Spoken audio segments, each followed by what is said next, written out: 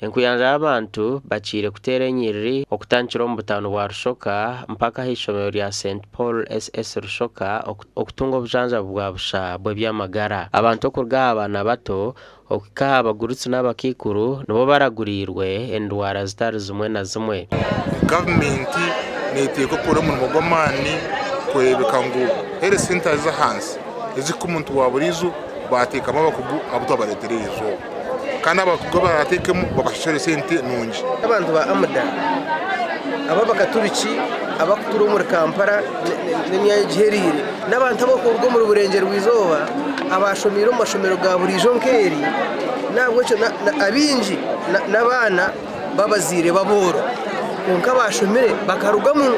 Aha ndwara z'abantu bakirizeyo kucebeza harimo amisho harimo n'endwara z'amino ez'abashaho bazo bakiro bacyo mu ihanga kandi abantu ntibakunda kwija o medical camps zitu abo kuba ndiba twine services ezitari mu myanya y'ishyura kuzamu nkirizo twatwine byoma ebya digital x-ray ebikucebera omuntu kureba ko ari kusha omunda twine byoma ebikucebera cancer eyabashija eyabacyara twine ebyuma ebyokushemeza amisho okucebera kansa y'omunwa gwa nyinenda kansa z'amabere kuragurira amisho kuragurira ba TB ningashi urukoro rw'akakonko kuragurira abacyara binenda ningashi abacyara bine bizibu bya nyinenda. Francis Mwijuke omnyishengero wa Buhweju kandi orumemba wa AMDA ayorekero kwataho ahabo buhereza butaro kumaro marwaro omuyanga yotagira ngo abantu abari umurayi nomu ngo barwire nyumwabazi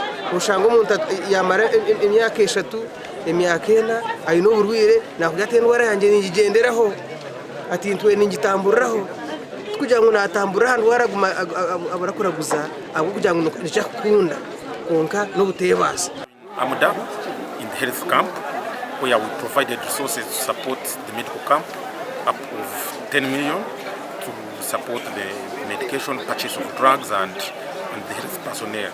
So we continue to support AMDA. Abahirwo buhereza basimira entebekanisa ya AMDA.